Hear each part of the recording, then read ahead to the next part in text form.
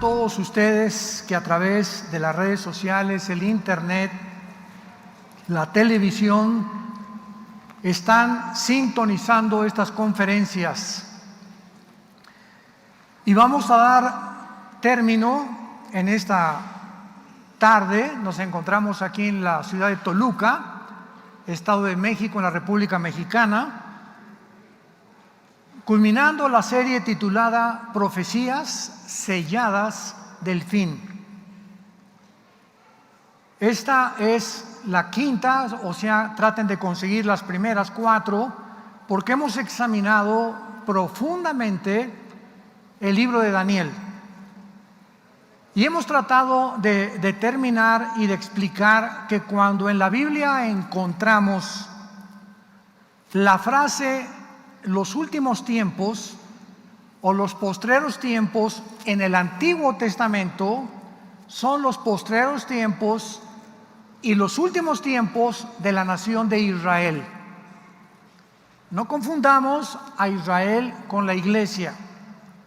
Y cuando en el Nuevo Testamento encontramos, como primera de Pedro capítulo 1 versículo 20, Hechos capítulo 1, 2, cuando dice Pedro en Pentecostés, esto es lo dicho por el profeta Daniel: en los postreros tiempos Dios derramará su espíritu.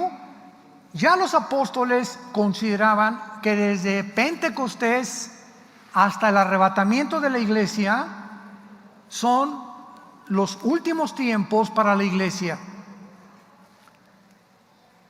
En otras palabras, estamos viviendo desde los tiempos de los apóstoles hasta nuestros días, los postreros días o los últimos tiempos de Dios para la iglesia. Porque Dios no ha terminado todavía con la nación de Israel. La iglesia es sacada en el rapto. Vienen 7 años de tribulación donde Dios regresa para que los 144,000 judíos terminen la evangelización que la iglesia no pudo lograr. Cuando dice Mateo 24, versículo 14, y será predicado el evangelio del reino en todo el mundo para testimonio de las naciones, y entonces vendrá el fin. Cristo está predicando a Israel. Casi todo Mateo 24 se relaciona con la nación de Israel. Como lo sabemos, porque en el versículo 15 les advierte que cuando vean al anticristo o la abominación desoladora, escapen a los montes y se escondan. Les está hablando a los judíos, no a la iglesia.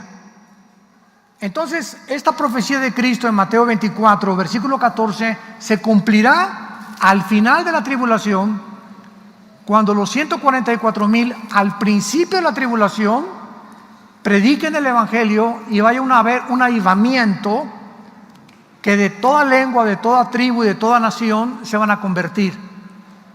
Esto lo encontramos en Apocalipsis capítulo 7, cuando el apóstol Juan llega al cielo y dice: vi una multitud que no se podía contar, de toda tribu, de toda lengua, de toda nación.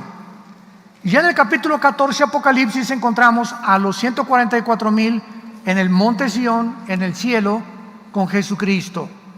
Posiblemente estos 144,000 evangelistas o predicadores vayan a morir por parte del anticristo y tal vez martirizados también por el anticristo.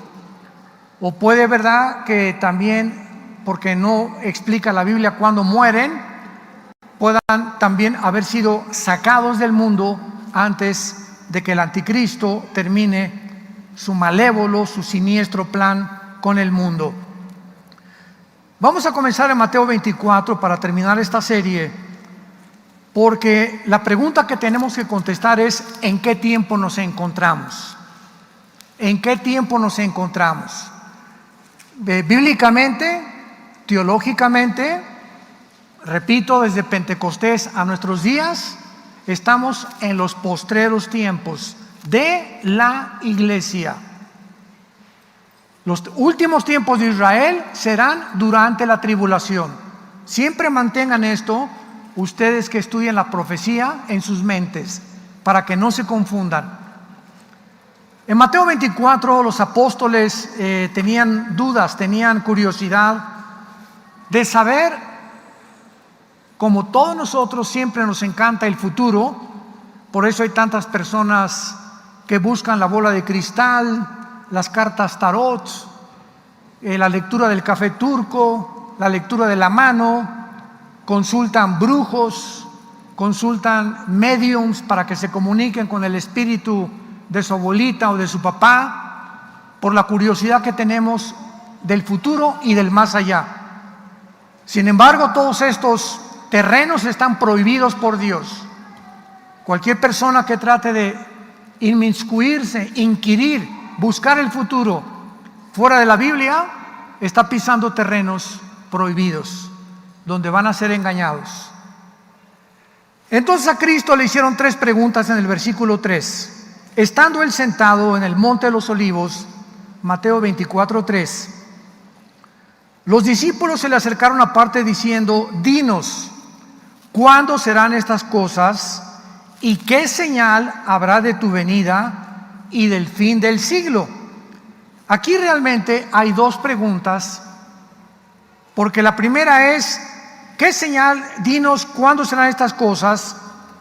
Esta pregunta tiene su respuesta en el año 70 después de Cristo, porque están hablando que cuando Cristo acababa de decirles que el templo que Salomón, ¿verdad?, levantó, majestuoso, impresionante, una estructura arquitectónica admirable, estaban todos viendo, y Cristo dijo: en verdad les digo que no va a quedar piedra sobre piedra.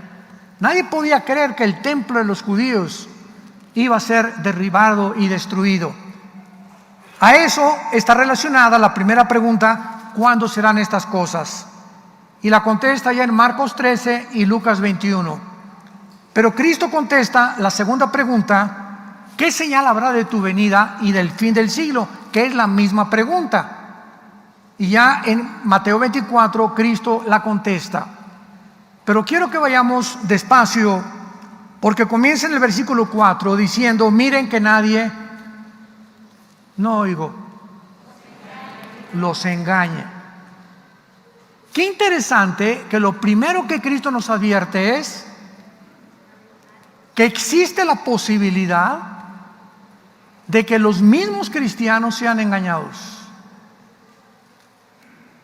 En la conferencia anterior estuve compartiendo que durante la Segunda Guerra Mundial, cuando los aliados, Inglaterra, Canadá, Estados Unidos y Rusia, llegaron a Berlín, cuando ya se había suicidado Adolfo Hitler con Eva Braun, su esposa, Benito Mussolini lo colgaron vivo en la plaza de Italia, y los japoneses se rindieron en Pearl Harbor después. Vemos nosotros que al llegar a Alemania, nadie de los alemanes se imaginaba, estoy hablando de 85 millones de alemanes cultos, abogados, científicos, epidemiólogos, virólogos, doctores, médicos, maestros, científicos, 85 millones de personas educadas creyeron a Adolfo Hitler que iba a ser, y lo hizo porque Hitler sacó a los comunistas de Alemania. Hitler levantó la Volkswagen, la inventaron. La palabra Volkswagen significa Volks, pueblo, Wagen, carro en alemán. Volkswagen significa el carro del pueblo. Es un modelo de un coche que con 4 tornillos a un Volkswagen le sacas el motor y lo vuelves a reponer. Tú tienes un bochito y te dura 50 años. Fue una maravilla, es una maravilla de carro. Ya ahorita sacaron otros modelos. Inventaron el Porsche, inventaron empresas, construyeron edificios. En fin, Hitler aparentemente tenía una cortina de humo. Cuando acaba la Segunda Guerra Mundial y descubren el genocidio que habían ocultado los medios de comunicación, las consecuencias de lo que hicieron los nazis, no había palabras para describir las maldades tan profundas que hicieron experimentando con los niños, con las mujeres embarazadas. El famoso doctor Mengele, ¿verdad?, que lo agarraron en Brasil, después igual que Eichmann en Argentina, y todos los experimentos que hicieron con los seres humanos con el propósito de que Hitler soñaba con crear una raza superior, mejorar la raza humana. Y desde luego que para eso necesitas experimentos. Y no iba a hacer experimentos con ratones, hizo experimentos con seres humanos. Más de 8 millones de personas murieron en los campos de concentración, casi 6 millones de judíos, más gitanos, homosexuales, personas de la clase baja, porque fueron a los que Hitler usó para poder experimentar, dizque en aras de la ciencia. Y cuando el mundo se da cuenta de este engaño tan grande, ¿saben lo que hicieron? Un juicio que se llamó el juicio de Nuremberg, con N, Nuremberg se escribe, 1946-47. Trajeron a los mejores abogados norteamericanos, a los mejores abogados ingleses, canadienses, franceses, y a los generales que pudieron capturar sobrevivientes, los juzgaron en este famoso juicio de Nuremberg por crímenes de la humanidad. Vivimos un tiempo actualmente donde están sucediendo muchísimas cosas que están comenzando a salir a flote. Se está destapando la coladera de los últimos 16 meses. Y acaban de informar que el suicidio en Estados Unidos, en Europa y en Japón principalmente, en los últimos 12 meses se triplicó. ¿De qué edades? De 12 a 18 años. Pero los medios de comunicación, no oyes nada. Todo es un silencio ahorita. Y ahorita tienen que haber páginas sin censura para que te enteres de lo que está pasando en el mundo. Porque el 90% de los medios de comunicación están controlados para que no digan, no retraten, no graben, no filmen nada que vaya contra los intereses de lo que se llama la agenda global. ¿Sabían ustedes que el presidente de Francia, Macron, quería volver otra vez a institucionalizar las mascarillas en los gimnasios, por acá, por allá, volver otra vez a usar el confinamiento, etcétera, etcétera? ¿Sabían ustedes que en esta semana más de 3 millones de franceses se levantaron? ¿Dónde están? Búscalos. Busca CNN y busca las NBC y no vas a encontrar estas noticias. Y toda esta semana en Cuba más de 1 millón de cubanos se levantaron en esta semana también. Y estas noticias casi no las encuentras porque están controladas para que no sepamos lo que ellos no quieren que nosotros sepamos. Pero está comenzando a darse cuenta que las consecuencias del confinamiento, de encerrarnos, que recuerdan que así comenzó la pandemia en marzo, abril, ¿se acuerdan del año pasado? Que nos encerraron y había fotos y películas de personas que se agarraban en la calle, las metían a la cárcel o les cobraban $500 de multa o las golpeaban, y prohibido ir al cine, y prohibido esto, prohibido ir a la playa, prohibido ir a los parques. Los niños menores de edad, en las escuelas, cuando ya se comprobó científicamente que los niños no deben de traer cubrebocas porque les baja la oxigenación y no necesitan el cubrebocas los niños, cerraron las escuelas primarias.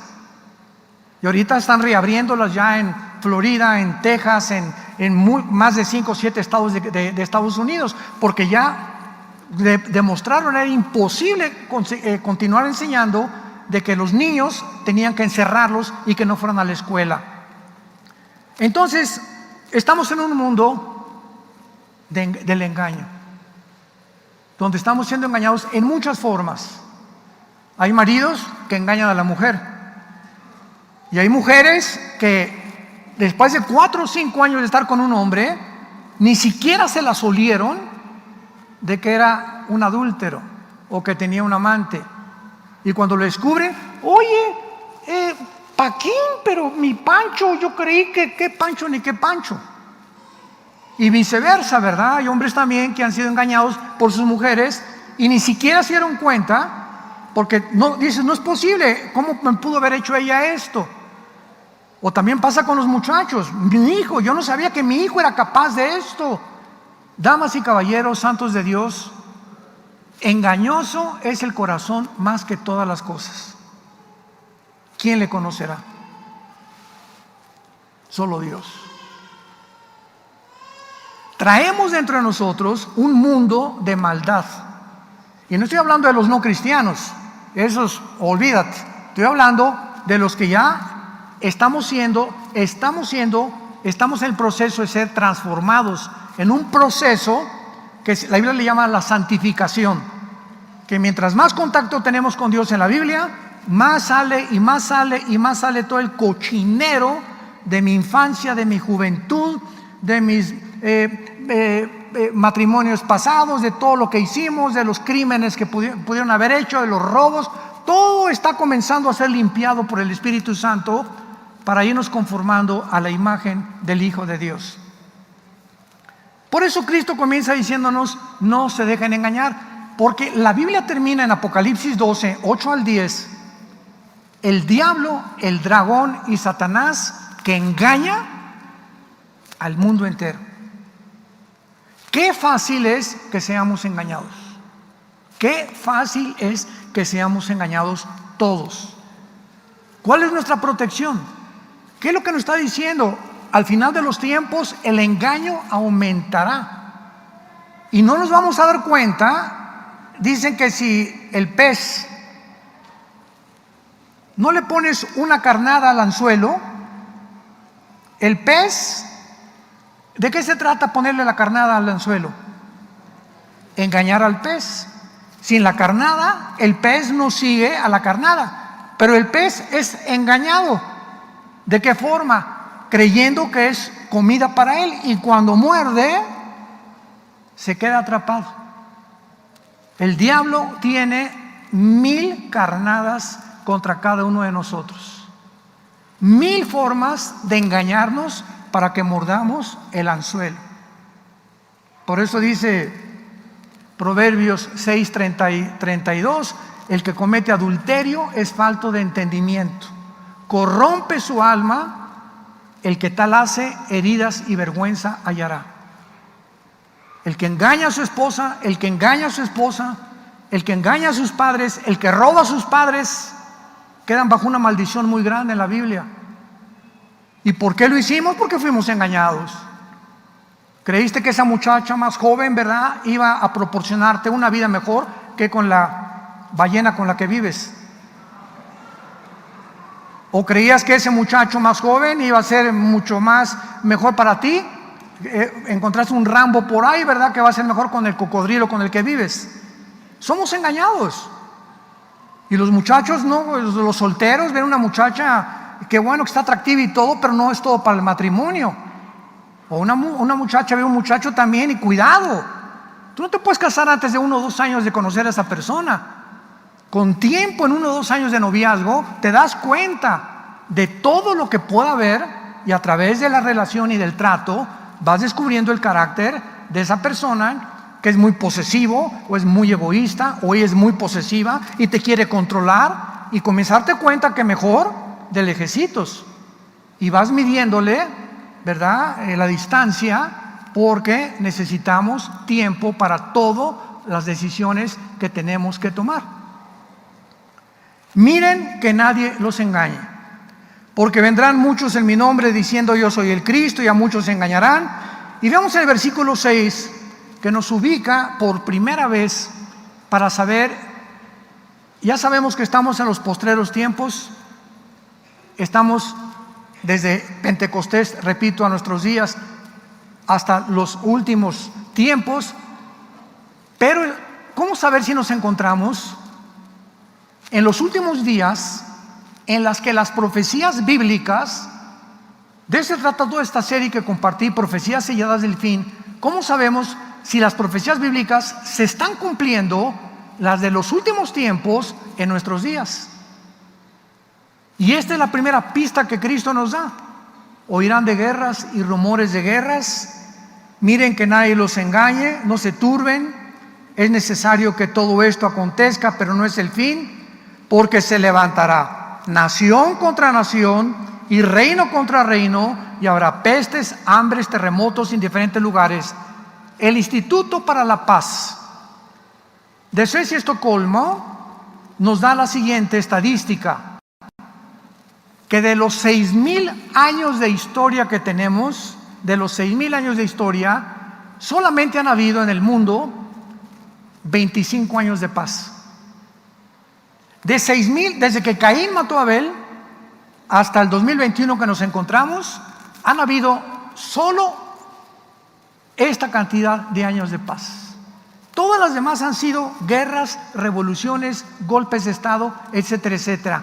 Pero aun cuando en toda la historia han habido guerras, nunca hasta el siglo XX, 1914-1918, se juntaron nación contra nación y reino contra reino, y por primera vez en la historia humana vino la Primera Guerra Mundial.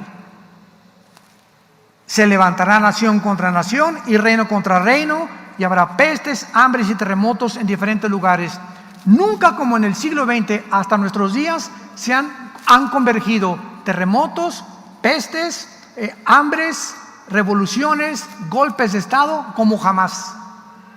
Termina la Primera Guerra Mundial y un hombre llamado Nikolai Lenin, después de que matan a los zares de Rusia, acabaron con el linaje de los zares de Rusia. Por primera vez en la historia nace la ideología del comunismo, que años atrás, 50 años atrás, 60 años atrás, Carlos Marx delineó en un libro que se llama El Capital, y comenzó a postular diferentes ideas y filosofías que él tenía junto con Federico Engel, y ahí quedó.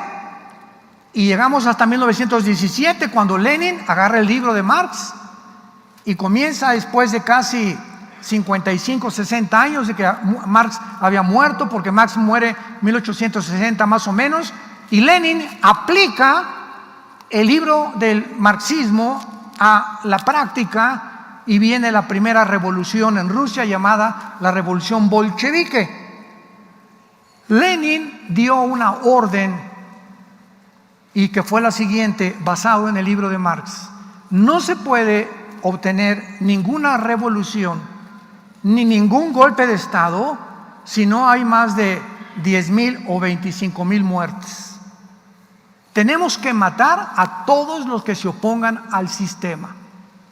Bueno, después de Lenin se muere, sigue José Stalin, más de 100 purgas, millones de personas murieron. Stalin estaba tan paranoico que hasta de su familia desconfiaba, y se rodearon de un aparato de protección donde el pueblo no tenía ni voz ni voto, y ellos iban a dictar. Es lo que se llama la dictadura, cuando el gobierno dicta y cuando es lo contrario, que es una democracia. El pueblo gobierna. Nosotros, la Constitución de Estados Unidos dice we the people, nosotros el pueblo somos los que debemos de seguir y decir al gobierno si es bueno o es malo, no el gobierno a nosotros. En fin, viene la Segunda Guerra Mundial y nos encontramos en el siglo XXI, donde estamos al borde de la Tercera Guerra Mundial. Corea del Norte, Rusia, Irán, India, Pakistán, Inglaterra, Alemania, Francia, Estados Unidos tienen bombas nucleares, que no son juguetes. Ahorita China acaba de aumentar su flota en el mar de China, enfrente de Taiwán, de Filipinas, tratando de arrasar con Hong Kong, apoderarse de Taiwán, todas las islas del mar de China, poner buques. El nuevo presidente de Estados Unidos, Joe Biden, se hizo a un lado completamente, sacó a las tropas de Afganistán. El Medio Oriente, se salieron también del Medio Oriente. Ahorita Rusia y China están controlando lo que se llama la guerra próxima nuclear. Ahora bien, Estados Unidos todavía tiene el mejor ejército del mundo, Estados Unidos, en cuanto a tecnología, junto con Israel. La tecnología de Israel militar es asombrosa.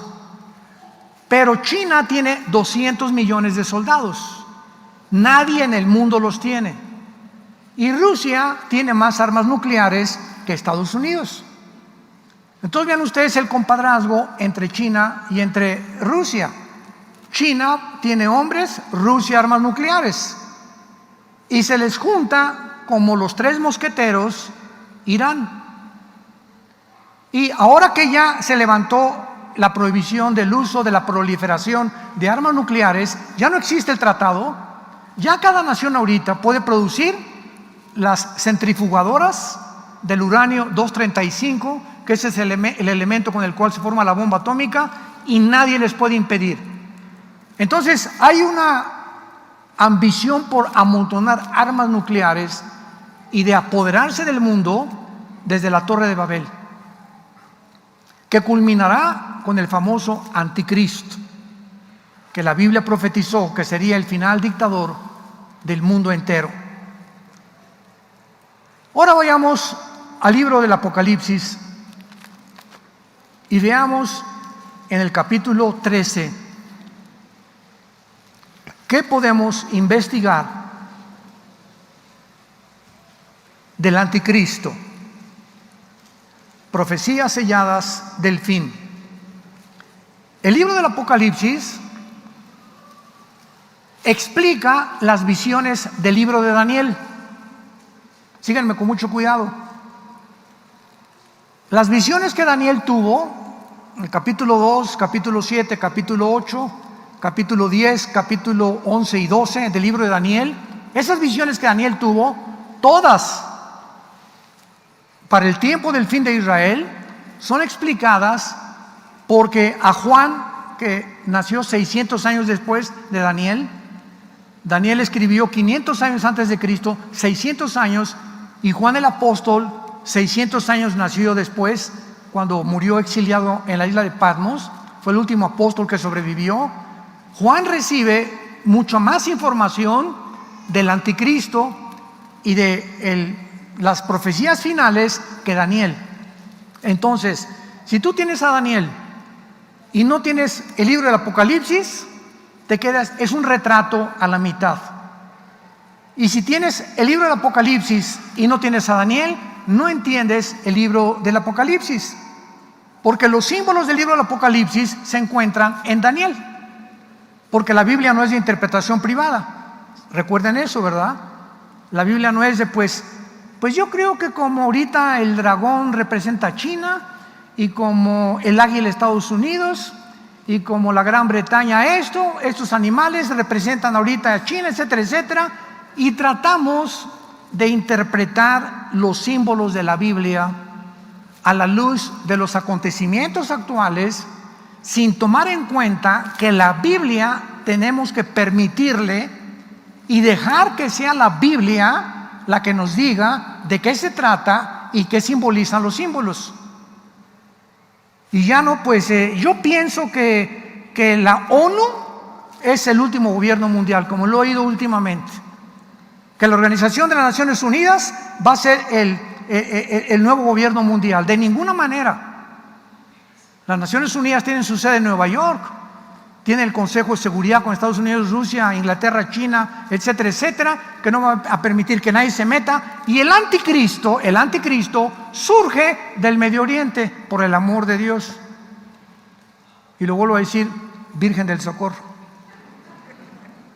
Hay tantas barbaridades que están en el internet y en YouTube que oyes, de personas, pues yo creo que esto, y hacen mapitas, y esto y el otro, y la Biblia, ¿dónde está?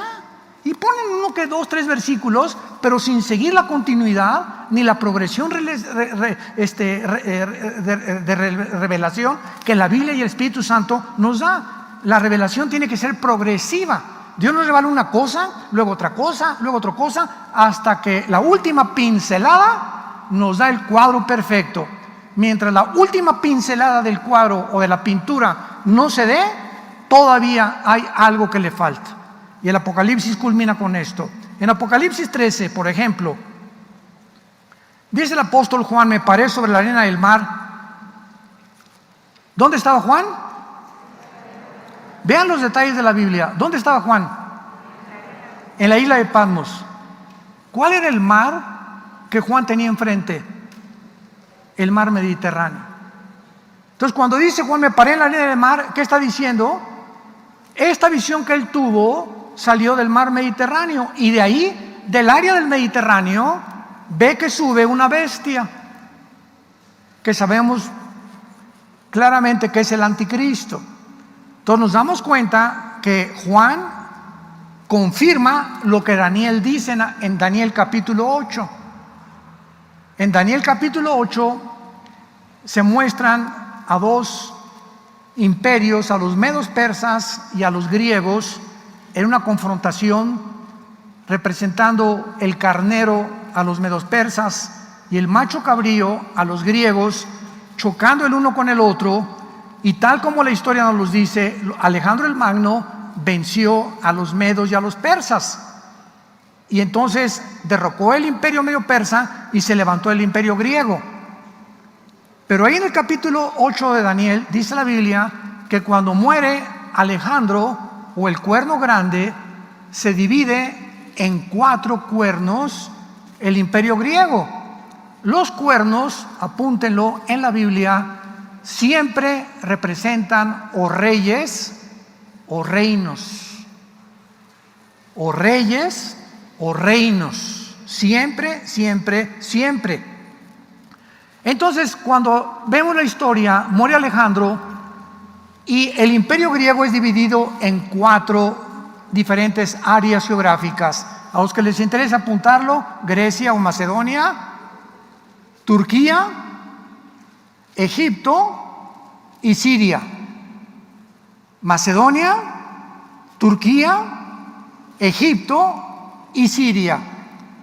Y ahí en el versículo 8 de Daniel 7, 9 y 10 nos habla claramente que de una de estas 4 divisiones del imperio griego surge el cuerno pequeño o el anticristo. Entonces tenemos 4 áreas, 4 pistas, 4 claves para saber que el anticristo no va a salir de Inglaterra, de España, de Metepec, de Estados Unidos, de Brasil, de China, de Rusia. El anticristo va a surgir entre el área geográfica que en el Antiguo Testamento se llama la Mesopotamia, que estaba formada por lo que es ahora Siria e Irak. En el Antiguo Testamento no estaba dividido. En el Antiguo Testamento es Babilonia. Babilonia es Irak moderna. Y Persia en la Biblia es Irán. En 1935 se le cambió el nombre de Persia a Irán, a la República, en el 79 República Islámica de Irán.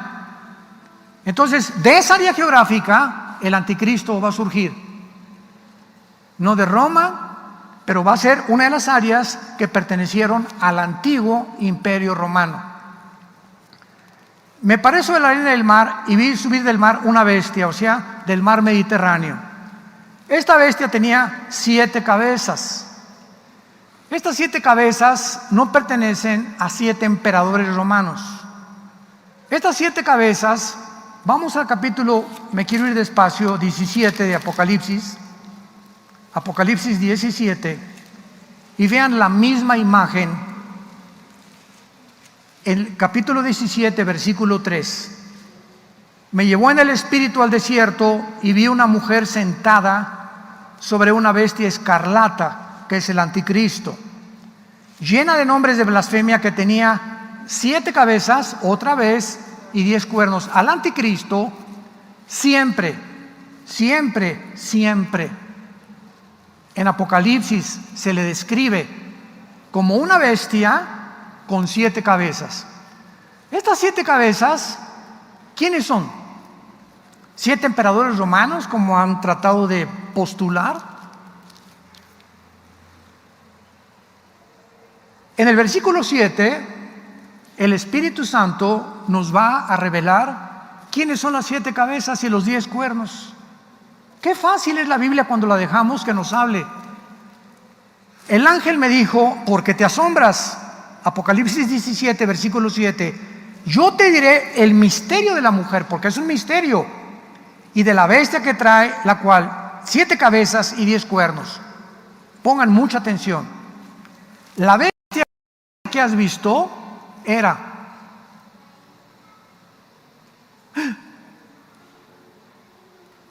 la bestia que has visto existió antes.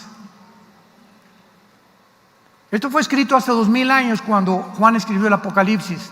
O sea, antes del Imperio Romano, esta bestia, esta potestad satánica, este principado satánico ya existía. No se puede relacionar con un hombre porque no hay la reencarnación. La Biblia dice en Hebreos 9 que está establecido que muramos una sola vez y después del juicio. No hay reencarnación, ni purgatorio, ni hay limbo, ni otra oportunidad para los seres humanos. Pero los espíritus demoníacos y los demonios, cuando entran a una persona y la persona se muere, ellos siguen viviendo en el mundo espiritual y esperan meterse en hijos o en nietos de doña Chole la bruja para perpetuar el ocultismo en esa familia. ¿Me van siguiendo? Si tienes una abuelita, ¿verdad?, que es bruja, o tuviste una bisabuela que es bruja, estaba controlada por espíritus, se muere, los espíritus se salen de tu abuelita y buscan quién de los hijos o quién de los nietos tiene tendencia al misticismo o al ocultismo para meterse en esa persona y continuar perpetuando en las familias, en el linaje, en las descendencias, la maldición de la brujería. Y en el capítulo 10 de Daniel, sin que vayamos rápido a Daniel, nos habla la Biblia que cuando Dios mandó un ángel con un recado para Daniel, para explicarle a Daniel el futuro de Israel, el principado de Grecia, el principado satánico de Grecia, porque cada imperio tuvo su principado, salió y detuvo a Daniel, al mensajero, al ángel de Dios en el cielo, para impedirle durante 3 semanas que llegara con el mensaje a Daniel. Entonces hubo una guerra cósmica, etcétera, etcétera, allá arriba en el cielo, ¿verdad? Pero vemos que dice Daniel, el príncipe de Grecia, el príncipe de Persia, o sea, los principados satánicos que en todos los imperios del pasado han existido. Cuando dice la Biblia, la bestia que has visto era, nos damos cuenta que el anticristo será una dualidad de espíritus. El anticristo será un ser humano, tiene que ser un ser humano, porque viene de la semilla de la mujer. Génesis 3:15. La maldición que Dios le dio a Satanás: tu semilla herirá en el tobillo o en el calcañar a la semilla de la mujer. La semilla de la mujer es Cristo. La semilla de Satanás es y se ha metido a través de toda la humanidad, genéticamente. Entonces Satanás, como Cristo, tiene que ser humano, pero poseído por un principado satánico que estuvo en algún principado o algún imperio del pasado, que en este caso ya es, voy a continuar haciendo, ahorita estoy haciendo un libro acerca de esto, que tiene que haber sido un principado del pasado, de los principados que han existido y que está ahorita en el abismo. Este principado que está esperando que nazca el anticristo, cuando nazca el anticristo va a salir del abismo, lo vamos a ver en Apocalipsis capítulo 11, y se va a meter al anticristo y lo va a gobernar. Por eso dice la Biblia, la bestia que has visto era, o sea, está hablando de la dimensión espiritual que el anticristo va a poseer, poseído por un principado satánico. La bestia que has visto era y no es. En tiempos del Imperio Romano, este espíritu, este principado satánico, no estaba operando en ningún imperio. Y está para subir del abismo. Vayamos rápido a Apocalipsis 11.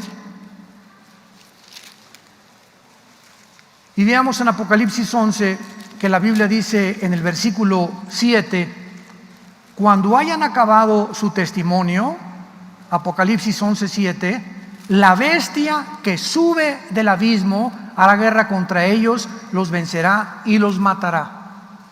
Vemos nosotros que va a ser el anticristo con la bestia y el espíritu que lo poseerá, el que matará a los últimos 2 testigos de Dios durante el tiempo de la gran tribulación. Y rápidamente regresamos a Apocalipsis 17 para terminar. La bestia que has visto era, no es, está para subir al abismo e ir a perdición. Versículo 9, esto para la mente que tenga sabiduría. Vean ustedes que el Espíritu Santo demanda sabiduría para entender esto.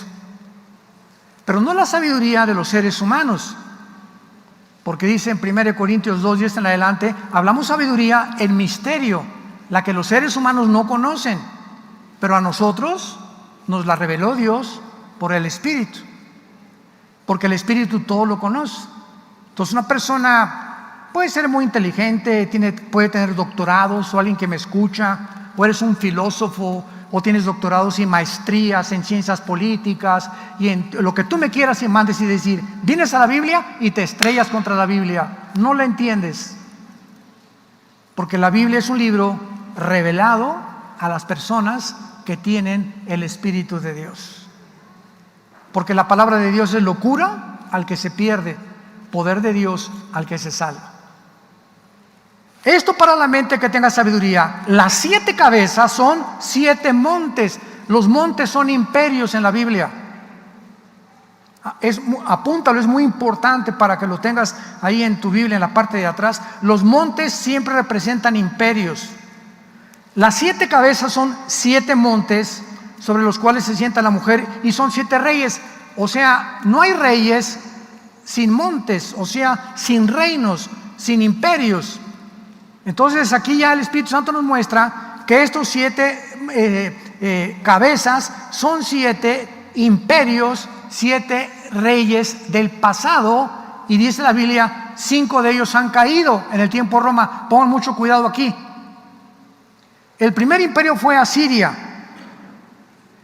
velo apuntando. El segundo fue Egipto en la historia. El tercero fue Babilonia. El cuarto, los medos persas. El quinto, los griegos. Y el sexto, Roma. ¿Ok? ¿Vamos bien? Hasta ahí vamos bien. Uno es, o sea, en tiempos, 5 han caído. En el tiempo de que Juan escribió esto, ¿quiénes habían caído? Asiria, o Siria, Egipto, Babilonia, Medo Persa y Grecia. 5 de ellos han caído. Uno es el Imperio Romano, que fue el sexto, es cuando Juan escribió esto. Y el otro, o sea, el séptimo, la séptima cabeza, no ha venido. Y cuando venga, es necesario que dure breve tiempo. La bestia que era y no es también el octavo. A ver, hasta Roma 6. Falta uno antes del anticristo, que son los 10 dedos de la estatua de Nabucodonosor y los 10 cuernos, que más adelante, ya lo expliqué antes, que están en Apocalipsis. Los 10 cuernos son los 10 gobernantes que van a formar la coalición o la confederación política del anticristo. Lo explica claramente Daniel 7. Cuando se junten estos 10, de uno de ellos surge el anticristo. Entonces el séptimo es el gobierno del anticristo. Y hasta que se junten los 10 reinos, no puede surgir el séptimo, porque el octavo es el anticristo.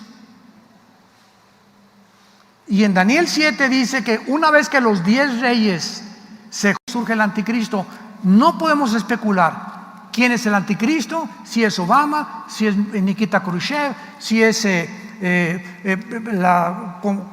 Papa o si es el príncipe Felipe. No podemos especular. Con esto quiero terminar. Hasta que oigamos, santos de Dios, hasta que oigamos en los medios de comunicación que se unieron 5 naciones de Europa y 5 naciones del Medio Oriente para formar un G10, una confederación política de 10 naciones.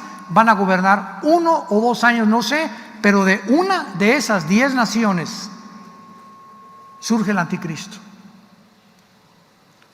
No especulemos hasta que venga esta confederación de estas 10 naciones. Él es el octavo imperio y final. Y finalmente en el versículo 18 del capítulo 17 nos explica quién es la gran ramera. Y la mujer que has visto es la gran ciudad. El Espíritu Santo interpreta todo. ¿Quién es la gran ramera? Una ciudad religiosa que reina sobre los reyes de la tierra. Y la única ciudad religiosa que ha existido, la única que al mismo tiempo es una religión, es el Vaticano. El Vaticano es una religión. El catolicismo romano, independiente de Italia. El Vaticano tiene el Papa, tesorero, sus bancos, su policía, y es la única religión en la historia que tiene un asiento en las Naciones Unidas. Porque si es un Estado, bienvenida a las Naciones Unidas.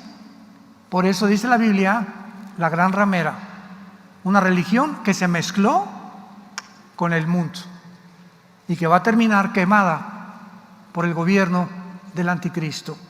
Oremos que Dios continúe dándonos sabiduría para trazar bien la palabra de verdad y que tengamos el entendimiento suficiente para que no seamos engañados, porque las tinieblas están cubriendo al mundo, pero en ti y en mí no somos hijos de las tinieblas, resplandecerá la luz, porque somos hijos de la luz e hijos del Dios Altísimo, que dio su vida por nosotros en una cruz, que fue crucificado, enterrado y resucitado a los 3 días, para que tú en esta mañana no salgas por esa puerta como entraste. Se vienen cosas peores en el mundo. Prepárate, porque si no te preparas, serás engañado junto con toda tu familia. Te damos gracias, Padre, por tu palabra. Gracias porque nos has hecho renacer para una esperanza viva por medio de Jesucristo entre los muertos. Una herencia inmarcesible, incontaminada en los cielos.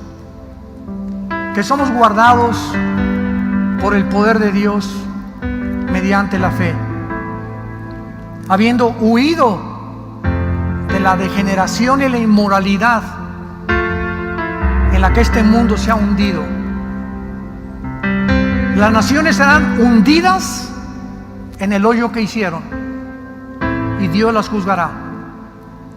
Líbranos del mal, Señor. Guárdanos de todo, del lazo del cazador. Líbranos de la peste destructora, de saeta que huele de día. Diré yo a Jehová, esperanza mía, castillo mío, mi Dios, en quien confiaré. Y por cuanto has confiado en Él, Él te librará, te rescatará, te protegerá y nunca jamás nos abandonará. Si has caído en un hoyo, te levantará y te pondrá en alto y te mostrará su salvación, para que permanezcamos fieles hasta el final en la esperanza a la que todos hemos sido llamados, la bienaventurada esperanza y la manifestación gloriosa de nuestro amado Salvador Jesucristo en los cielos. Que ya se oyen las trompetas y ya se ven los cascos del Apocalipsis en el cielo. Ahí viene Jesús, ahí viene ya, ahí viene por nosotros. Preparémonos para encontrarnos con nuestro amado Salvador. Y la mejor manera de prepararte es que le entregues tu vida en este momento a Jesús. Arrepiéntete de tus pecados. Cree que en la cruz pagó Él por ellos con su sangre, e invítale en este momento como tu Señor y Salvador, diciéndole estas palabras: Señor Jesús, creo que fuiste crucificado, enterrado y resucitado a los 3 días, y que con tu muerte en la cruz, con la sangre que derramaste, me limpias de toda mi vida pasada. Jamás te acordarás de mis pecados, y si mis pecados hubieran sido negros como el carbón, como blanca lana vendrán a ser. Entra a mi corazón, Jesús, en este instante. Te recibo como mi Señor y Salvador. Fortaléceme.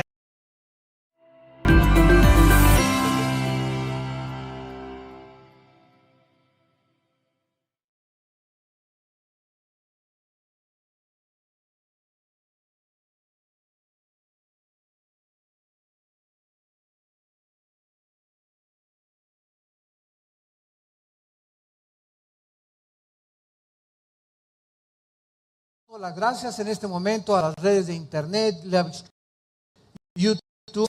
Esta conferencia estamos transmitiendo a través de la tecnología del siglo a miles de hogares en este momento tan maravilloso que Dios nos da. Todos ustedes que tengan su Biblia la pueden abrir en el capítulo 1 del libro del Génesis, y continuamos con una serie que se como las pirámides se construyó más de años, expertos, verdaderamente arquitectos, personas que están relacionadas con la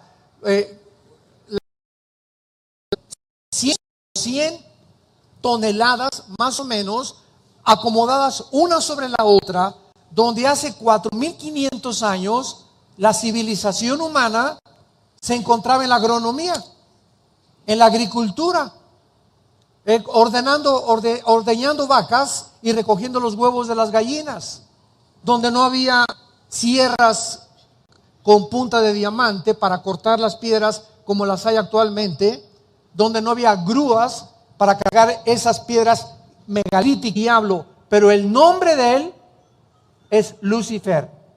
Y Lucifer significa, o Lucibel en el hebreo, el que porta la luz, o el ángel de la mañana, o el que lleva o porta la antorcha. Entonces, Lucifer fue creado en el Edén, dice Ezequiel capítulo 28 en el Antiguo Testamento. Y en Isaías 14 dice la Biblia que Satanás dijo, conforme pasó el tiempo, subiré. Y para subir pues tienes que estar abajo, ¿verdad?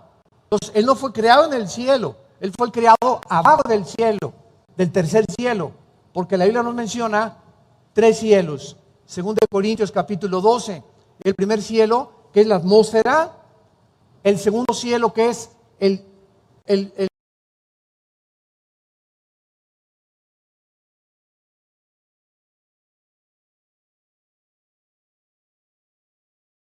universo cósmico, y el tercer cielo donde habita Dios.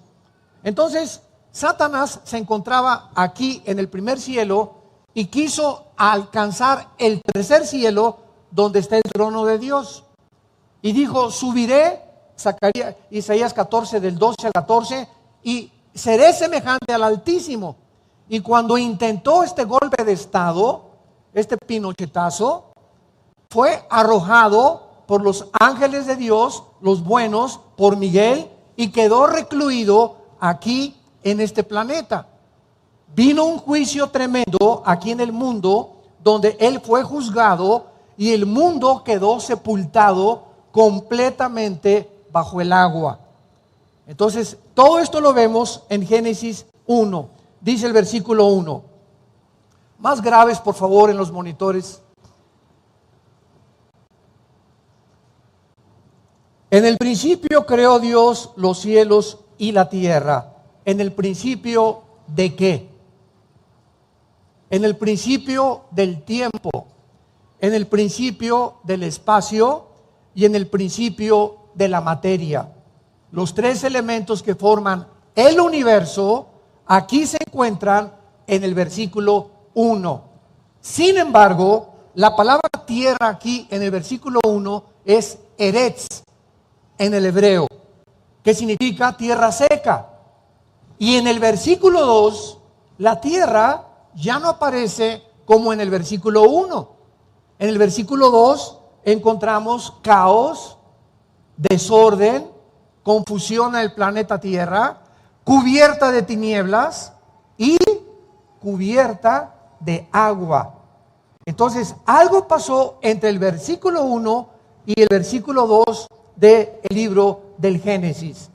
Más adelante podemos comprobarlo en Jeremías y en Isaías, que Dios no creó la tierra desordenada y en un estado caótico. Entonces, ¿quién cubrió la tierra con agua? Y es interesante que nunca aparece en la Biblia cuando creó Dios el agua. Dijo Dios en el primer día de la recreación de nuestro sistema y de este planeta, que el agua fuera sacada o elevada y cubriera la atmósfera que tenemos y el espectro electromagnético que rodea el planeta Tierra, y quedaron solamente las nubes arriba de la Tierra y 3 partes de agua que cubren el planeta. Entonces Dios saca toda esa agua y deja una tercera parte seca, que es donde tú y yo habitamos. Y vemos nosotros que esto es fascinante, porque los continentes no estaban separados como se encuentran actualmente. Europa, de África, Australia, el continente americano, sino que era una sola masa de agua. Encontramos en Deuteronomio 32, en el Antiguo Testamento, que hubo un juicio de Dios, se separan los continentes y Dios le asigna a Lucifer y a sus ángeles caídos los continentes para gobernarlos y de esta manera probar al ser humano. Entonces, todos estos fósiles que encontramos, que la ciencia no sabe cómo es posible que hace 4.500 años, 4.000 años, el ser humano haya tenido esta inteligencia para poder cortar piedras de 150 toneladas como si fueran mantequilla. Tú vas a las pirámides de Egipto, la pirámide de Giza, una hoja de papel no cabe en la unión entre una piedra y la otra piedra. Parecería como si las hubieran cortado así con mantequilla. Ni las sierras de esmeril más modernas, ni la ingeniería actual podría ni siquiera superar la forma en que estas piedras fueron acomodadas y cargadas. Y si le agregamos en Machu Picchu que las pirámides y las ruinas están en la montaña, ¿quién va a estar agarrando piedras de 100 toneladas para subirlas 50, 100 metros y acomodarlas para hacer ruinas? Entonces, todos estos fenómenos donde la ciencia no puede entrar, que el Triángulo de las Bermudas, que desapariciones de aviones y que tantas cosas y misterios del mar, la Biblia tiene la razón y es más moderna que el periódico de mañana en la mañana. Vemos nosotros que independientemente de la forma en la que Dios comienza la recreación, ¿qué fue lo primero que Dios hizo en el planeta? Ahí lo tienes enfrente de ti, la luz. Lo primero que hizo Dios fue que sea la luz. Dios, dice en 1 de Juan, no está en tinieblas, ni tampoco Dios crea las tinieblas. Las tinieblas simplemente es la ausencia de la luz. Entonces, cuando Dios dice que sea la luz, es porque estaba cubierto completamente el universo de tinieblas. La rebelión satánica hizo que el universo donde tú y yo habitamos fuera completamente oscurecido. Y actualmente los astrofísicos y los físicos y los astrónomos confirman que si tú vas al universo, el universo está oscuro. Y tú puedes ver algo por la luz del sol, pero hay millones de partículas infinitamente pequeñas que son las que le dan el colorido a las cosas. Y esto es increíble porque cuando comenzamos a profundizar en las cosas de la física y de la química, de la genética, como lo vamos a ver más adelante, y venimos a la Biblia nos abre completamente la ventana para asomarnos a un mundo donde la ciencia no puede entrar, porque son cosas escondidas desde antes de la fundación del mundo, que Dios se las quiere revelar a los niños. Y cuando tú vienes a la Biblia y eres una persona que amas la verdad y tienes una relación con Cristo, todos los días comienza tu cerebro a expandirse, porque cuando cayó Adán y Eva en el huerto del Edén, perdimos más del 90% de información en el ADN. No se están empachando, ¿verdad? Ay, me fascina esto, esto es maravilloso. Tenemos ya que comer la carne de la Biblia. Tenemos que profundizar en las cosas de Dios. Y Dios nos ha permitido la ciencia tal como es la ciencia, porque la ciencia nos ayuda a comprender que las cosas de la Biblia se anticiparon con siglos, y podemos ver que realmente la ciencia solamente nos muestra lo que la Biblia ya ha podido establecer con siglos de anticipación. Entonces, cuando Dios dice que sea la luz, ¿qué estaba diciendo Dios? Oiga, como me dijo una persona, ¿cómo es posible que Dios diga que sea la luz cuando en el versículo 14, en el cuarto día, dice la Biblia, dijo luego Dios, haya lumbreras en la expansión de los cielos para separar el día de la noche y sirvan de señales para las estaciones, para días y para años? ¿Cómo es posible que Dios diga que haya luz cuando hasta el cuarto día aparece el sol? Entonces, aquí encontramos en la Biblia aparentemente cosas contradictorias, que no son contradictorias más que para el intelecto humano, porque no entendemos la mente de Dios, ni hemos comprendido la física como se está comenzando a descubrir, y la genética y las leyes del genoma humano como hasta el siglo XX. Y la Biblia se anticipaba siglos de anticipación a todos los descubrimientos que la ciencia ha podido descubrir. ¿Qué es la luz? Pregúntale a tu maestro de física, o pregúntale a tu maestro de química, o a cualquier astrónomo o astrofísico, ¿qué es la luz?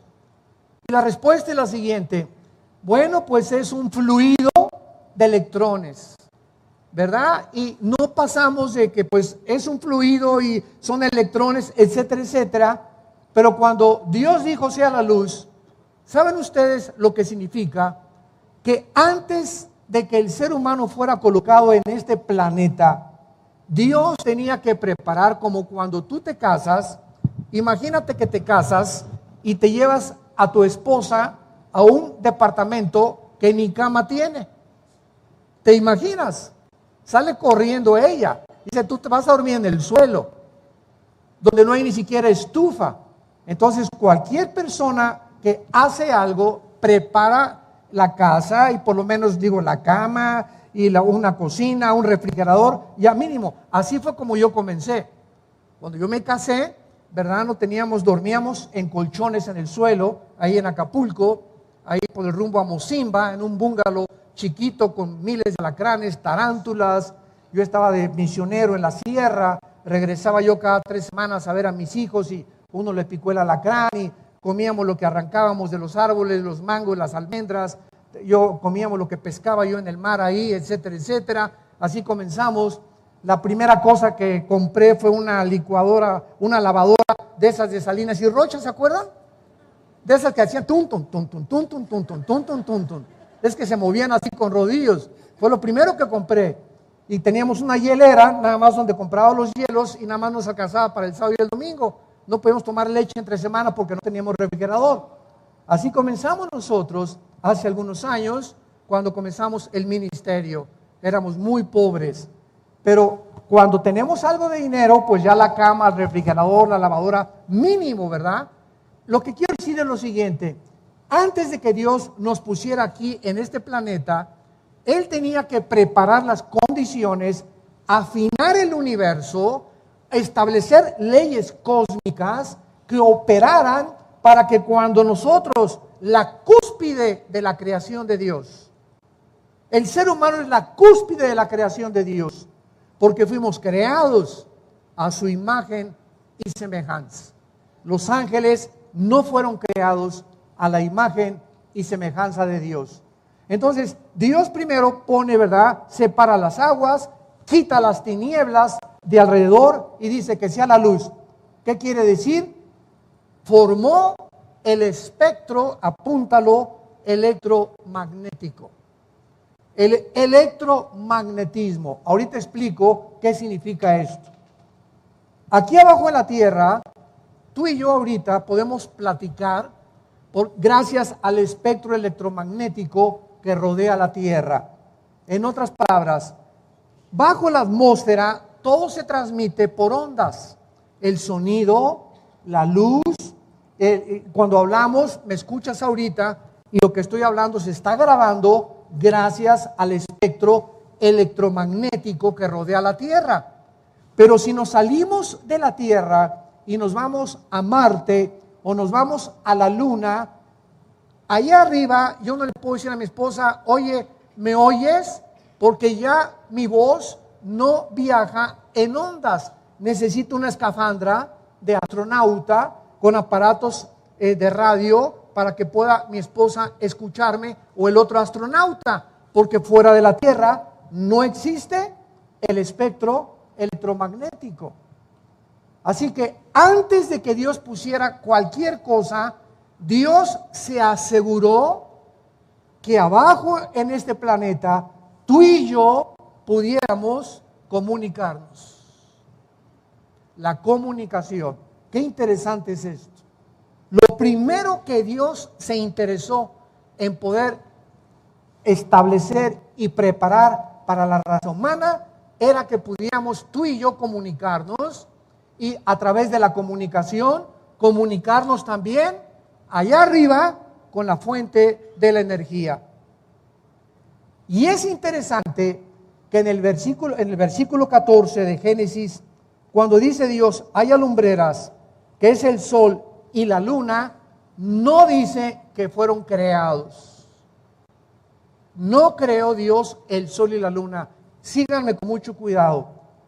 El sol y la luna, cuando Dios comienza la recreación en el versículo 3, ya existían.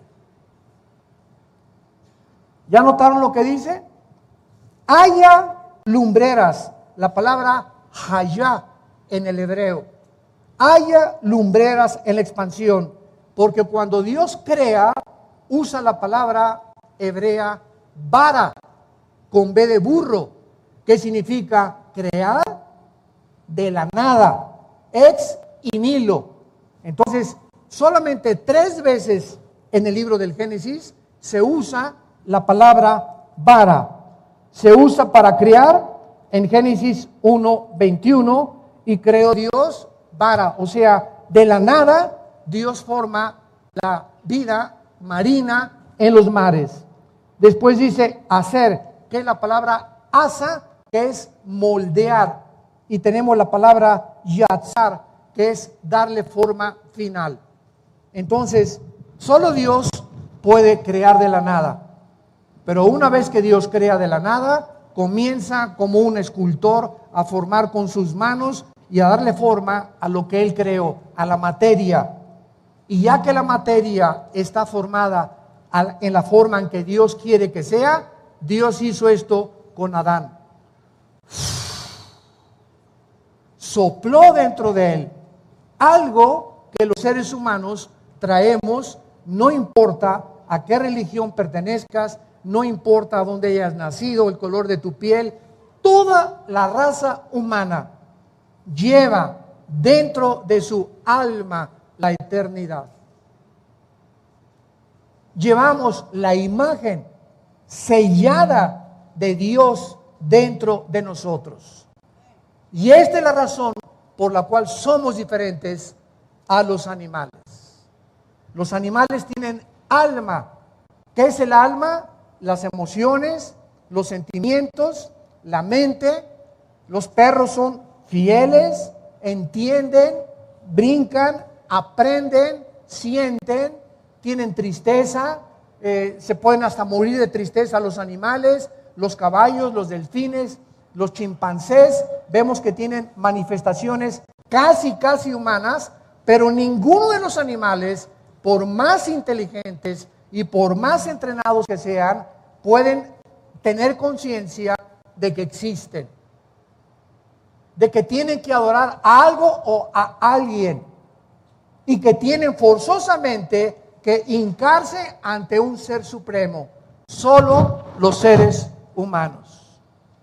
Y ningún libro de los que se consideran religiosos puede nosotros definirnos los elementos que forman el cuerpo humano, ni la vida humana. Somos un espíritu, apúntalo, tenemos un alma y vivimos dentro de un cuerpo. El cuerpo es solamente la botella, el envase temporal que se está deteriorando, confirmando la segunda ley de la termodinámica y la ley física de la entropía.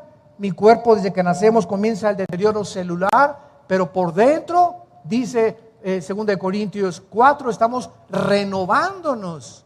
Nuestra mente cada vez se expande más, cada vez comprende más, si es que lees la Biblia y la memorizas.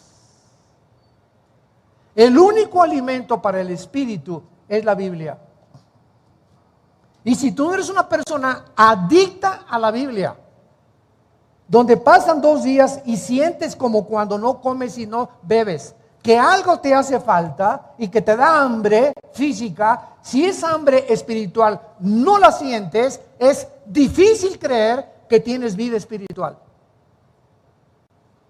Porque así como un niño cuando nace comienza a gritar ñacu, ñacu, ña, y lo primero que hace es poner el pecho a la mamá para poder inmediatamente calmar al niño, porque nace dentro de su naturaleza la tendencia que tiene que pegarse al pecho durante el primer año, 2 años. Si no tienes esa necesidad de, como los niños, desear la leche espiritual no adulterada, se puede dudar que tú tengas una relación con Dios. Y tú puedes decirme: soy católico, soy bautizado, remojado, soy presbiteriano o evangélico o protestante o mormón o testigo de Jehová. No importa la religión que tengas, el cristianismo no es tener una religión, es tener una relación viva, dinámica, orgánica, con alguien que está vivo. Y cuando venimos a la Biblia, hacemos contacto no con un libro de Octavio Paz, ni de William Shakespeare, ni tampoco de los grandes intelectuales. Hacemos contacto con un libro que tiene la vida. La vida. Jesús dijo en Juan 6, mis palabras son espíritu y son vida. Tú haces contacto con uno de los literatos y con uno de los grandes hombres de la literatura y de la poesía, y maravilloso, y es alimento al intelecto. Pero cuando vienes a la Biblia, tu espíritu se conecta de una forma misteriosa y sale algo de este libro que entra a tu espíritu y comienza a fortalecerlo, comienzas a tener paz, comienzas a tener dirección, comienzas a tener seguridad, tranquilidad, comienzas a ser libre de los temores, de las incertidumbres, hasta que entiendes que este libro es el único que nos pone en contacto con el mundo espiritual. Ahora bien, todo este tema de esta serie que estamos analizando, la invasión de los ángeles caídos, está relacionado con la genética. Con la genética. Y esto es increíble, porque hemos visto que hasta 1860, Gregorio Mendel, un monje europeo, comienza a hacer experimentos con chícharos y comienza a descubrir de qué forma se transmiten de un chícharo. O sea, si tú siembras una uva, ¿qué nace? Uvas, pero la semilla de la naranja tiene otro código, que cuando la siembras, nacen naranjas. Cuando tú siembras los mangos, nacen mangos. Cuando tú siembras chabacanos, nacen chabacanos. Sandías, nacen sandías. Entonces, se comenzó a descubrir que todas las cosas contienen un código genético que se transmite de generación en generación de acuerdo a la información que alguien, sabemos quién es ese alguien, puso en estas semillas. Y lo mismo pasa con los animales, las aves, los peces y los seres humanos. Un chango, el esperma de un chango, trae una información para que cuando el chimpancé se case con la chimpancea, así le podríamos llamar, o con la changa, ¿verdad? Que no se ve tan bonito, nazcan changuitos y no camellos, ni hipopótamos, ni jirafas, ni perros, ni caballos. Cuando el caballo se cruza con la yegua, tienen que nacer de la especie de los equinos. Cuando el toro se cruza con la vaca, tiene que nacer ganado vacuno, porque la información está en el esperma. Los peces tienen relaciones, el pez con la peza se cruzan, nacen pececitos. Las águilas se cruzan, el macho con la hembra, y nacen aguiluchos o halcones o el ave que sea. Y así vemos nosotros que toda la creación está programada para reproducirse según la información que hace más de 4.500 años la Biblia estableció, antes que Gregorio Mendel descubriera las leyes de la herencia. Génesis 1, versículo 11. Qué maravillosa revelación e información, señores ateos que nos escuchan. Después dijo Dios, Génesis 1, 11, produzca la tierra hierba verde, hierba que dé semilla, árbol de fruto que dé fruto según, subráyalo todo esto, su género, según su género. O sea, si son uvas, uvas, si son chabacanos, chabacanos, si son sandías, sandías, si son naranjas, naranjas. Que su semilla, ahí está la información, está en él, sobre la tierra, y fue así. Produjo pues la tierra hierba verde, hierba que da semilla otra vez, según su naturaleza. O sea, según la información genética que Dios introdujo dentro de cada semilla. Árbol que da fruto, cuya semilla está en él, según su género. Árboles de naranja van a producir naranjas, árboles de durazno van a producir duraznos, árboles de mangos van a producir mangos. ¿Por qué? Porque es una ley genética inexorable que Dios estableció desde el principio de la creación. Versículo 20. Produzcan las aguas seres vivientes, aves que vuelen sobre la tierra en la abierta expansión de los cielos. Y creó Dios los monstruos marinos y todo ser viviente que se mueve, que las aguas produjeron según su género, y todavía la da según su especie, y vio Dios que era bueno. Versículo 24. Luego dijo Dios, produzca la tierra seres vivientes según su género, bestias, serpientes, animales de la tierra según su especie, y fue así. Y hizo Dios animales de la tierra según su género, ganado según su género, todo animal que se arrastra sobre la tierra según su especie, y vio Dios que era bueno. Muy bien, hasta 1860. El hombre comienza a hacer pininos para entender lo que aquí estaba escrito 4.500, 5.000 años antes. Escuchen esto. Y no es hasta 1954. Pasó un siglo casi después de Gregorio Mendel, que el doctor Watson y el doctor Crick, norteamericanos, en 1954 ganan el premio Nobel de Medicina por la investigación que hicieron acerca de la hélice del ADN. Y comenzó del 54 y terminó el siglo XX con el proyecto más grande que la conquista espacial de 1969, cuando el hombre pisó la luna. Se considera el proyecto más grande científico del siglo XX y se tituló el proyecto del genoma humano.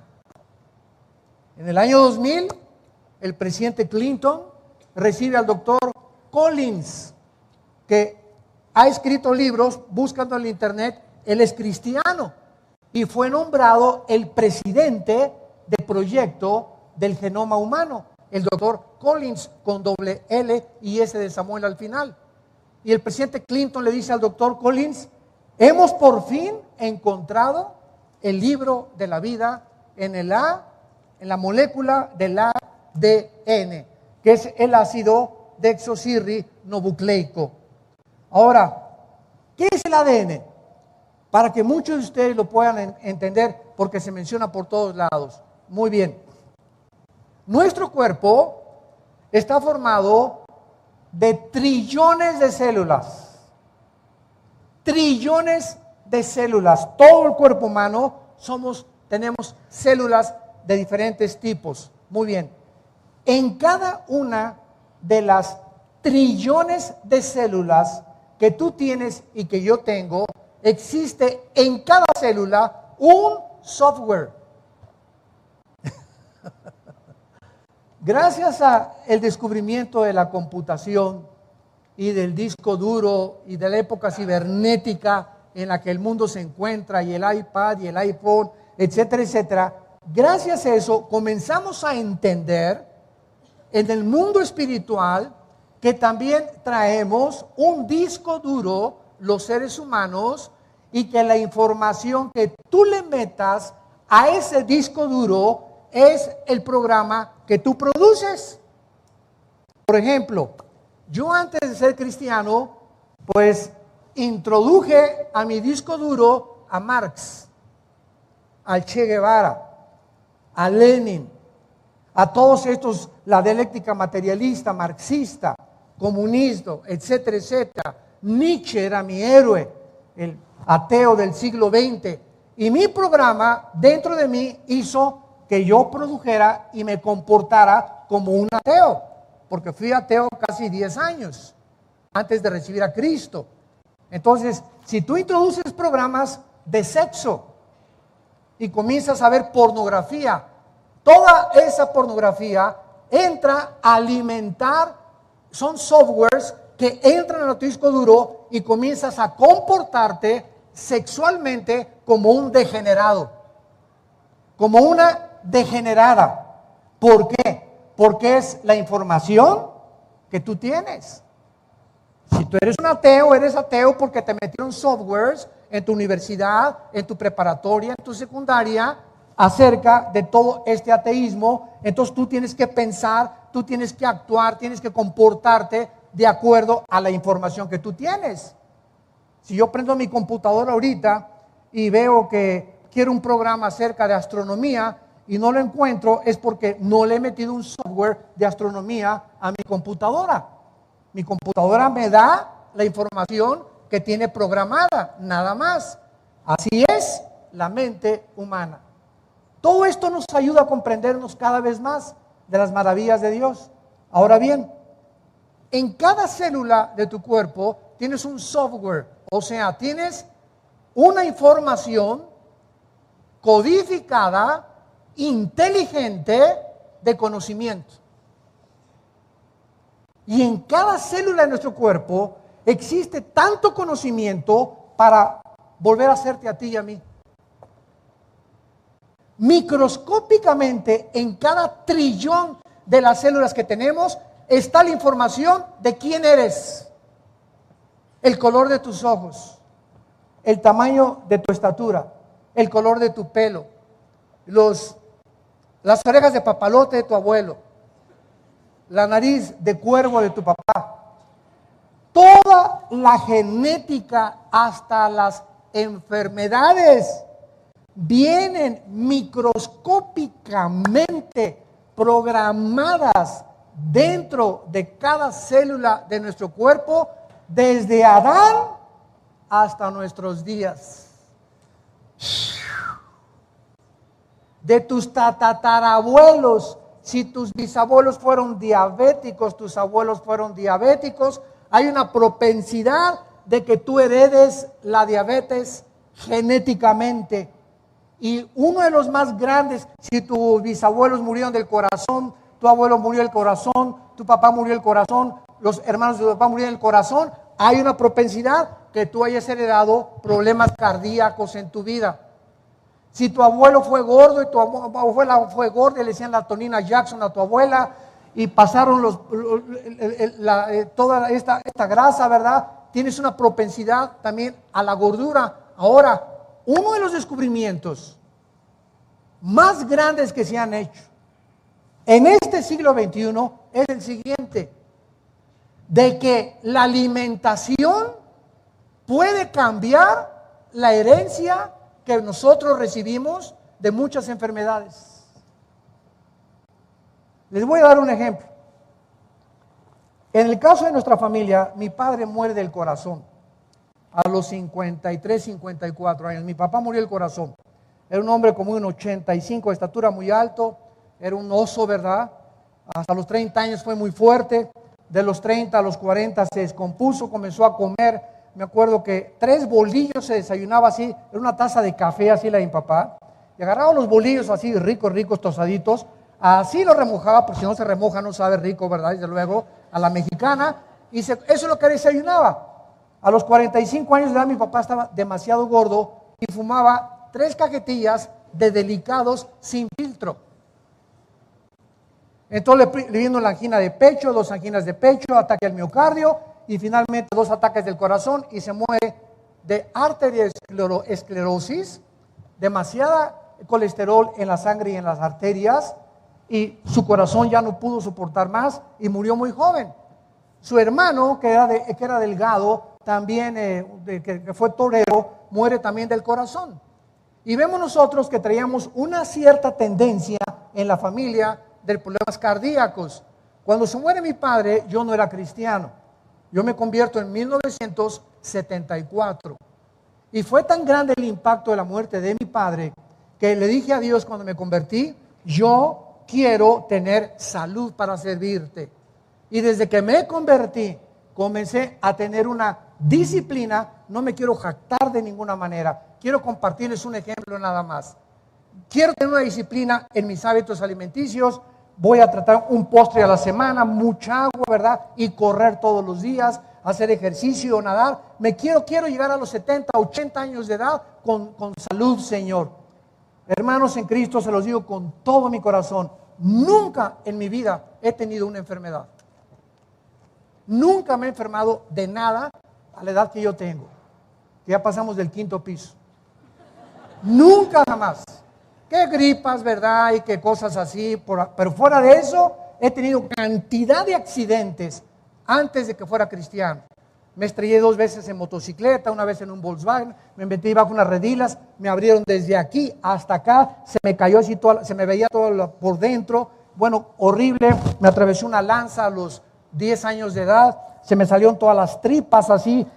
Yo, mi papá, y me las metió una por una, me puso una tela adhesiva me van al hospital en Acapulco, vivíamos en Acapulco, ahí crecimos en la infancia, me salvaron de milagro, pero desde que me convertí jamás he vuelto a tener ni un accidente ni una enfermedad. Y lo digo, ¿verdad?, para la gloria de Dios. Entonces, es increíble cómo podemos nosotros eliminar las tendencias genéticas cambiando la alimentación. Si tu familia fuera una bola de gordos, ¿verdad?, necesitas tú entender que necesitas una dieta. Necesitas dejar de comer papitas y Coca-Cola. Necesitas comenzar a tener por lo menos 2 litros de agua diarios. Caminar por lo menos alrededor de la torre latinoamericana 10 veces. O en Chapultepec, no sé en dónde. Pero necesitamos entender que es increíble que los alimentos pueden cancelar muchos problemas que se heredan genéticamente. Es increíble lo que los alimentos hacen en el cuerpo humano. La fruta, las verduras, el ejercicio, el agua, el azúcar, elimínala para siempre de tu dieta, pero para siempre. Y no te imaginas, a los 40, 50 años de edad, te vas a sentir con energía, te vas a sentir con ganas de vivir. No vas a estar, ay, no tengo ganas de ir a la iglesia, ay, por aquí, por allá. ¿Qué es esa desgane? Es gasolina que no has quemado, que la tienes en los riñones. Ay, no quiero leer la Biblia, ya me subo 3, 4 calorías y me canso. Ay, hermano, no tengo ganas de nada. Y leo la Biblia y me duermo. Estoy en el servicio el domingo y me duermo. ¿Por qué? Porque no tienes la energía que necesita tu cuerpo para poder enfrentar las adversidades y los problemas que todos los días tenemos con ellos que vivir. Entonces, es maravilloso que la Biblia nos muestre claramente en el libro del Génesis el inicio de la creación. ¿Qué fue lo primero que Dios hizo? ¿Por qué lo hizo? ¿Por qué lo preparó? ¿Por qué quiere Dios que entendamos estos principios de la genética? Ahora bien, para terminar en penúltimo lugar, está comprobado científicamente las leyes de la herencia. Está comprobado que si tu mamá es güera, tú eres güero, o si tu papá es moreno y tu mamá güera, pues sales ahí medio pistachón, etcétera, etcétera. ¿Verdad? Cuando los españoles llegaron a México, se cruzaron con las indígenas y nacieron los que se llaman los criollos. En fin, ¿verdad? Todo eso está comprobado científicamente que heredamos en el esperma microscópico de mi papá.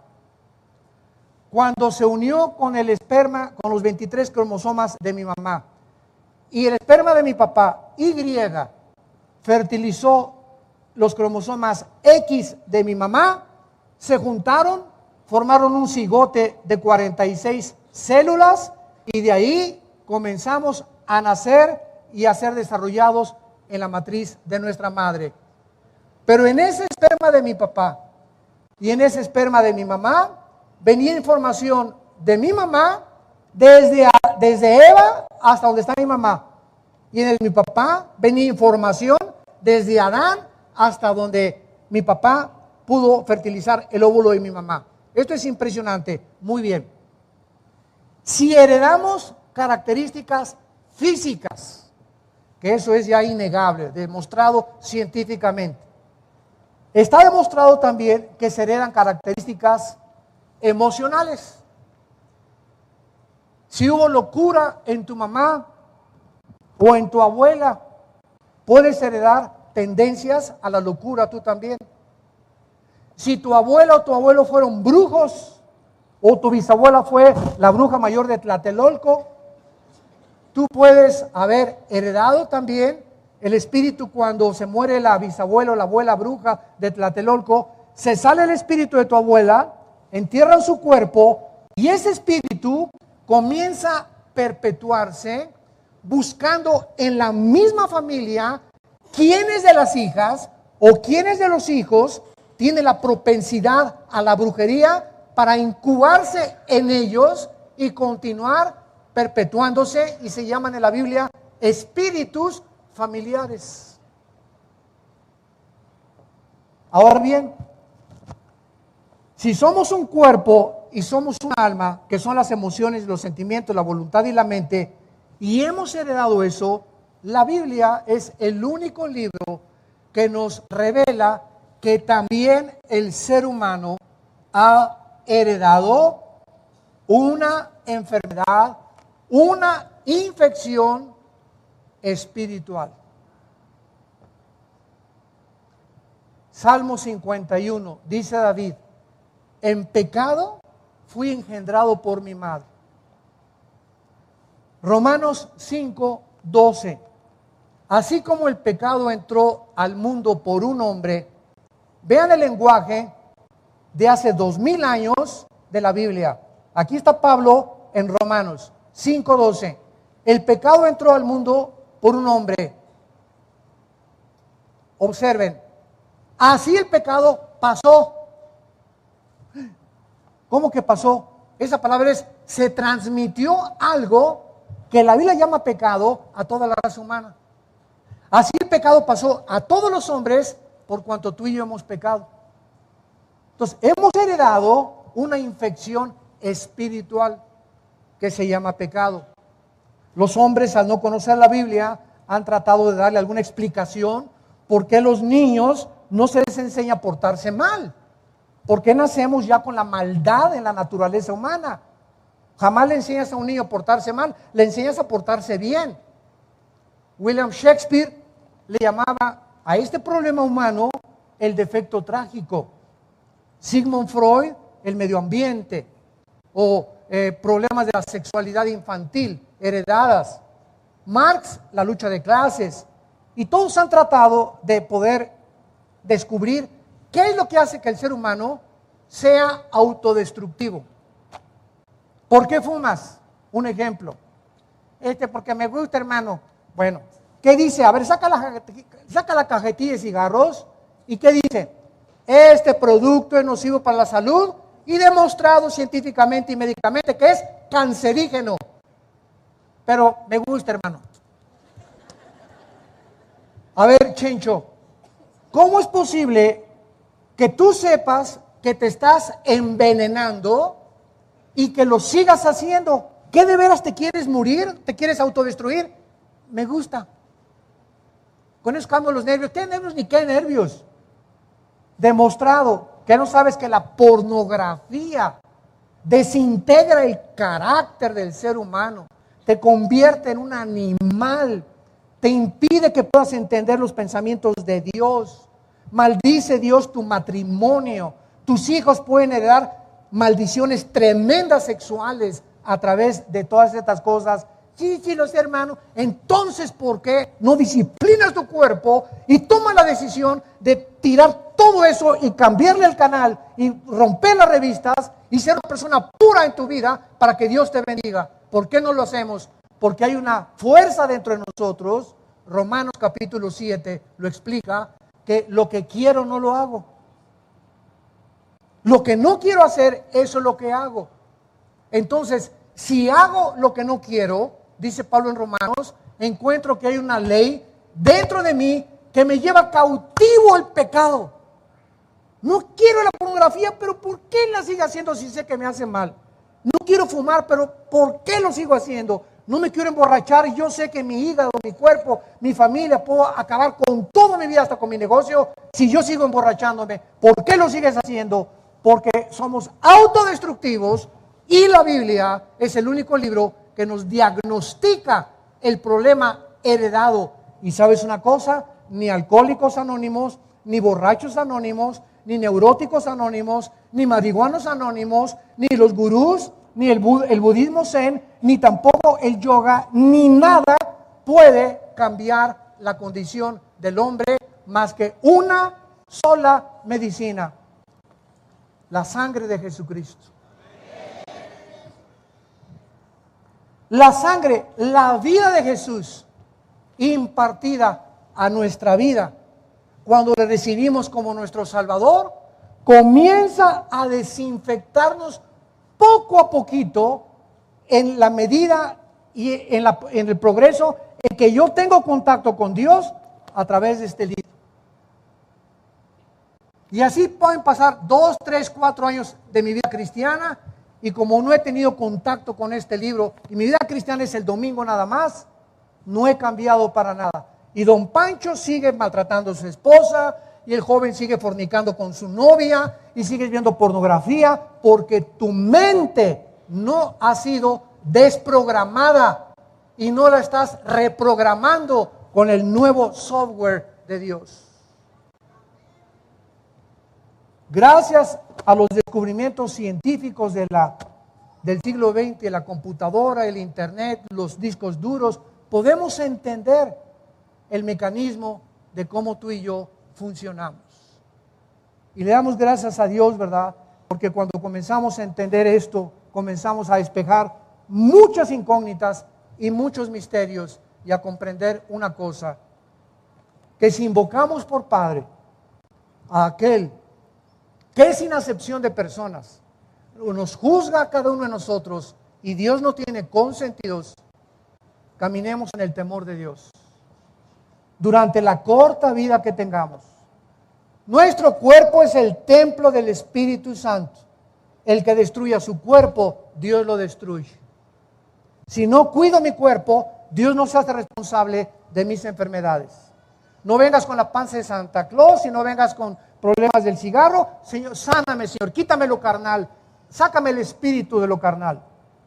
Hay una responsabilidad que nos corresponde a nosotros, que Dios dice, tú sujeta y tú haz morir las obras de la carne. No le digas a Dios, ay, quítame lo carnal, o ayúdame a no ser prostituta, o ayúdame a no ser homosexual. No, hay algo en nosotros que es el Espíritu de Dios, no es un espíritu de temor, es un espíritu de valor y dominio propio. Y este cuerpo, 1 Corintios 9, hay que someterlo y chicotearlo y no darle gusto. Dice Pablo, pongo mi cuerpo en servidumbre, no sea que si mi cuerpo no es mi siervo y le sigo dando gusto a esta carne y a la boca y a mis ojos y a mis oídos y sigo poniendo en primer lugar el gusto y los apetitos de mi carne, voy a ser eliminado. Voy a ser eliminado. Y esta es la advertencia más grande que Dios nos hace en la Biblia. Somos responsables de nuestra salud, de nuestra higiene mental, de nuestra higiene emocional, porque tenemos todas las cosas que Dios nos ha dado a través de la vida y la piedad, por medio del conocimiento de aquel que nos ha dado la esperanza a la cual debemos de permanecer firmes hasta el fin, si es que en tu vida habita el Hijo de Dios. ¿No quisieran muchos de ustedes en esta mañana invitar a Jesucristo a sus vidas? ¿No quisieras invitar a ese doctor que quiere entrar a tu vida a sanarte? No hay ninguna otra medicina más que lo que Él hizo en la cruz. Es la cruz de Cristo la respuesta al problema del pecado humano. No hay ninguna otra cosa. Todo lo demás son paliativos y panaceas. Es la sangre de Cristo la que nos limpia de toda maldad. Oremos. Padre, te damos gracias por tu palabra. Gracias porque todas las cosas que pertenecen a la vida y a la piedad, a la vida cristiana, ya nos han sido dadas por tu divino poder, por medio de todas las cosas y el conocimiento de la gloria y la excelencia de tu Hijo Jesucristo, a través de las cuales nos has dado grandes y preciosas promesas, para que por ellas participemos de tu naturaleza divina, habiendo huido del mundo, de la corrupción que está carcomiendo como una gangrena a la humanidad, y habernos apartado para que seamos diferentes con el poder que nos has dado de tu Espíritu Santo. Gracias porque somos guardados por tu poder mediante la fe. Mientras nos mantengamos confiando en tus promesas, no teniendo temor de nada ni de nadie. No desmayes, dice el Señor, no tengas temor. Yo soy tu Dios, que te esfuerzo, que te animo. Nunca te dejaré, nunca te voy a abandonar. Vuélvete a mí, te estoy esperando. Si amas la vida, ven a mí, dice el Señor, porque yo soy la vida y la resurrección. Invita a Cristo diciéndole estas palabras, si no lo has hecho de una forma sincera. Señor, te doy gracias por la muerte de tu Hijo en la cruz. Te pido que perdones mis pecados. Creo que la sangre preciosa que Él vertió hasta su muerte es la que me limpia, es la medicina que yo necesito para sanar de esta maldad, de este espíritu autodestructivo con el cual nacimos, y que ahora he comprendido que esta es la razón por la cual Él abrió los brazos en la cruz para perdonarme y decirme que Él es la respuesta a mis necesidades humanas y espirituales y emocionales. Te pido, Jesús, que entres a mi vida como mi Señor y mi Salvador, y te doy gracias porque eres real y porque puedo tener ahora esa paz que mi alma ha buscado durante tanto tiempo y la he encontrado en ti, Jesús, mi Señor y Salvador. Amén.